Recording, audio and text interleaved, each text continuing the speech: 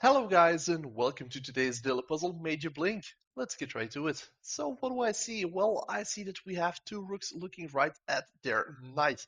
Now you might say, Dennis, isn't it losing if we capture that knight because they can simply capture back? Well, it would be were it not for us being able to use our queen to then pin the rook to the king, preventing them from capturing our other rook, whilst also enabling us to use our rook to capture, because if they then use their queen to avenge, well, then we can simply use our queen to avenge once more.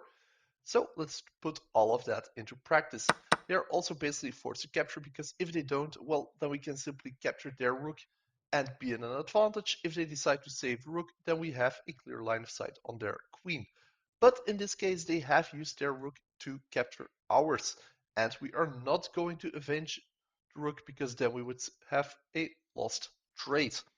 So instead we are going to use our queen to pin their rook to their king, after which we can actually trade, because now, well, sure, they can take, we could take at this point and we would have won the trade overall, but in result, on the board we would be down material.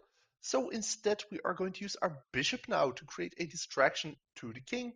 Sure, the king can move back in a plethora of ways, but that's not what matters. What does matter is that the king has to respond to our bishop, and the best way for them is to capture.